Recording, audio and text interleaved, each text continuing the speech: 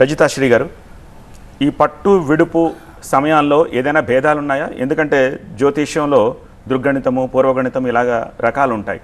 సమయాభావాలు చేస్తూ ఉంటారు. పండగలకి పబ్బాలకి మనం చూస్తూ ఉంటాం, ముందు వెనకలు చెప్తూ ఉంటారు. ఈ గ్రహణం విషయంలో అలాంటి భేదాలు ఏమైనా ఉన్నాయా?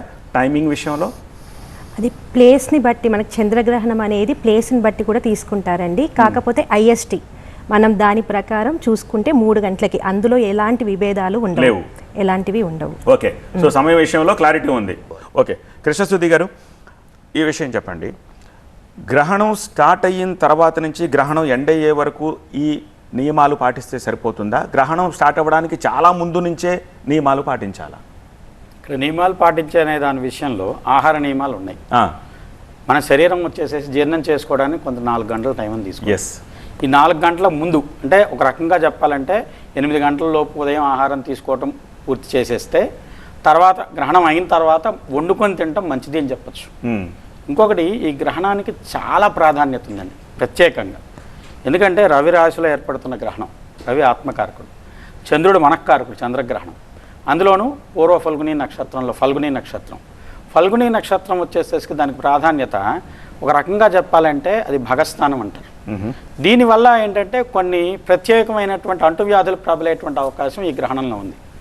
రాహుకి కేతువుకి ఇద్దరికి ఉండేటువంటి విశేషమైనటువంటి వైరుధ్యంలో కేతు కనపడనటువంటి ఇబ్బందులు ఇస్తాడు, రాహు కనపడేటువంటి ఇబ్బందులు ఎక్కువగా ఇస్తాడు. ఇంకొకటి, ఈ గ్రహణం ఎక్కువ సముద్ర ప్రాంతం మీద నుంచి ప్రయాణం చేస్తున్నటువంటి కారణం చేత సముద్రాల నుంచి వచ్చేటువంటి ఉపద్రవాలు చాలా తీవ్ర స్థాయిలో ఉంటాయి. అది రకరకాలైనటువంటి సునామీ కావచ్చు, ఇలాంటి తుఫాన్లు కావచ్చు, ఇలాంటి సముద్రం నుంచి వచ్చేటువంటి జల ప్రమాదాలను అత్యంత ప్రభావితంగా ఇది ఉత్తేజితం చేసేటువంటి గ్రహణం కింద చెప్పచ్చు. ఓకే, అంత ఇబ్బందికరమైనటువంటి, ఎందుకంటే 2019లో ఒక గ్రహణం వచ్చింది, సూర్యగ్రహణం. ఈ గ్రహణంలో కూడా మీరు గమనించినట్లయితే అవతల సూర్యుడితో పాటు 3 గ్రహాలు కలిసి ఉన్నాయి. 4 గ్రహాలు, చంద్రుడు కేతు, అంటే మొత్తం 9లో 6 గ్రహాలు ఒకే సరళ రేఖ మీద ఉన్నాయి. మీరు గమనించండి, ఎందుకంటే గ్రహణం అంటే మొత్తం రవి చంద్రుడు ఒక సరళ రేఖలో ఉంటారు, పౌర్ణమి కానీ అమావాస్య కానీ. ఇంకొకటి, అత్యంత ప్రభావవంతమైన సంధ్యా సమయం గ్రహణంతో కూడుకుంటాం. అవును, సమయం సంధ్య ఏంటంటే మనం ప్రతిరోజు నిత్యం చేసే పూజలు కూడా సంధ్యలో ఎందుకు చేయమంటారంటే దాని ప్రభావం ఎక్కువ ఉంటుంది. ఓకే, అందువల్ల దీన్ని సరిగా వాడుకునే వాళ్ళకి చాలా విశేషమైన ఫలితాలు ఇస్తాయి. కానీ గ్రస్తోదయం అంటున్నారు కానీ నందిపట్ల వారు మనకు కనపడేది గ్రహణం కాదు, మనం భూమి మీద ఉన్నాం. కానీ చంద్రుడు సూర్యుడు ఇదంతా ఒక కుటుంబంలో ఉన్నటువంటి. అందువల్ల ఏంటంటే భూమి మీద ఎక్కడన్నా గ్రహణం నడుస్తున్నప్పుడు ఆ గ్రహణం సమయంలో ఆయన కూడా చెప్పాడు సాధన చేసుకోవడానికి మంచిదని చెప్పాను. ఎందుకు సాధన చేసుకోవడానికి మంచిదంటే అండి, మనఃకారకుడు చంద్రుడు, ఆత్మకారకుడు సూర్యుడు, భూమి మన శరీరం అనుకుందాం. ఈ 3 ఒకే సరళ రేఖలో ఉన్నప్పుడు ఏకాగ్రత శక్తి ఎక్కువ ఉంటుంది. అందులో రాహుకేతువులు కూడా దీంట్లో కలుస్తున్నాయి. 9 గ్రహాల్లో 6 గ్రహాలు ఒకే సరళ రేఖ మీద ఉన్నప్పుడు నువ్వేదైనా సాధించాలని ప్రయత్నం చేస్తే దాన్ని కన్స్ట్రక్టివ్గా వాడితే, ఉపయోగయుక్తమైనటువంటి విధానంలో వాడినట్టయితే అది అత్యంత ప్రభావశీలమైన అస్త్రశస్త్రాలను తయారు చేసుకోవడానికి కూడా ఉపయుక్తమైనటువంటి మంత్రబలాన్ని ఇచ్చేటువంటి సమయం అని చెప్పచ్చు.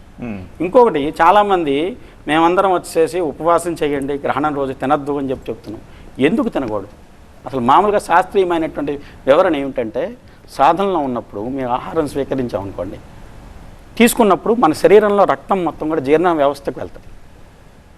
అలా కాకుండా నిరాహారంగా ఉన్నామనుకోండి, అది వెన్నుపూస మీద కాన్సన్ట్రేట్ అవుతుంది.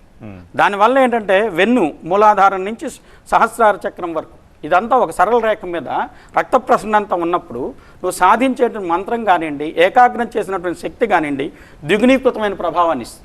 అందువల్ల మంత్ర సాధనలో ఉన్న వాళ్ళు కానీ, ఇప్పుడు అందుకని మీరు గ్రహణం వచ్చింది, దాన్ని సద్వినియోగం చేసుకోవాలనేటువంటి తాపత్రయంలో మీరు ఆహారం మానేయండి ఆ రోజు అంటున్నాం. దానికి ఏంటి, మీరు ఆహారం తింటే దోషం అన్నారు, అది విషం అవుతుంది అన్నారు, కాబట్టి మేము తిని చూపెడతాం, ఈ ప్రయత్నాలని. అసలు సాధనలో ఉన్న వాళ్ళకు దాంట్లో అంతరార్థం ఏమిటి అంటే, మీరు ఆహారం తీసుకోలేదు, అప్పుడు శరీరాన్ని మూలాధారం నుంచి వెన్నుపూసని షట్చక్రాలను భేదించేటువంటి కుండలిని శక్తిని జాగృతం చేయడానికి విశేషమైన బలాన్ని ఈ గ్రహణ సమయం ఇస్తుంది. దాన్ని సద్వినియోగం చేసుకునే ప్రయత్నమే ఆహారం మానవే.